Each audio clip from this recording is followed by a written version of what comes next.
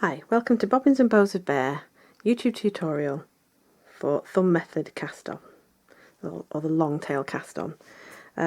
This cast on's a little bit more stretchy than normal, and you need two lengths of yarn worked simultaneously for this. So what we need to do is we need a slip knot part the way up your yarn in order to create two pieces of yarn to work with.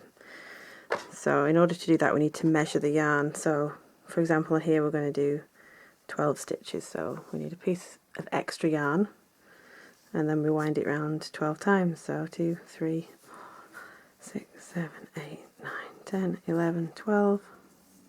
It's about 12. So you've got plenty of yarn. There's nothing worse than not having enough yarn. So if you've got, especially if you've got a lot of stitches. And then we do a slip knot.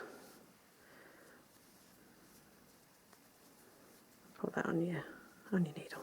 So now we have a free end of yarn, and we have what I call the ball end of the yarn. So I'll put the ball end over there. You can see which one we're working with. Okay, so you only need one needle for this. I've got it in my right hand, and the tail end is in my left hand, and the ball end is in my right hand with the needle. So there's two different ways of holding this. I'll show you the traditional way. So first of all we're going to make a loop around the thumb. So the thumb goes over like that,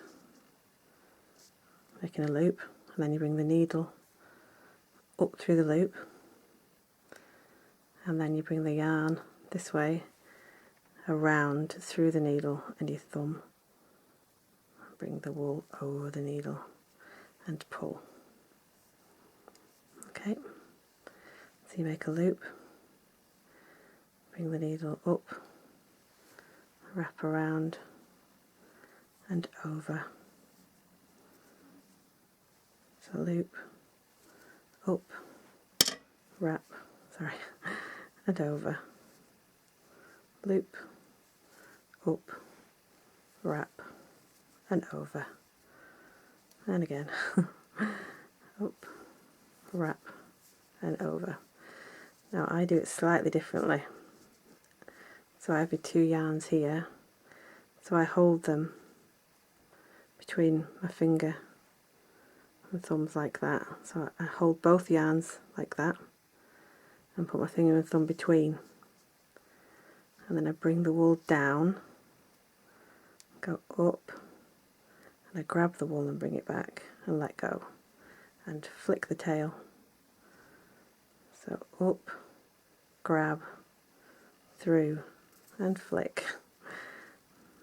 Up, grab, through and flick.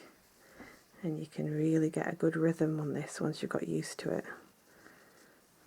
And often if I've got a lot of stitches to cast on, I tend to do it like this. You've got to watch it doesn't unwind, so I just let go. And then you grab hold of it again, so put your finger through, grab the wool, bring your thumb through, and then down. Needle up through the thumb, grab, over and flick. Up, grab, and flick.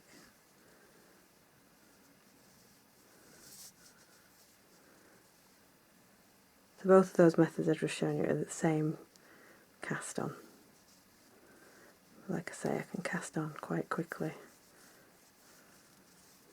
if you want to.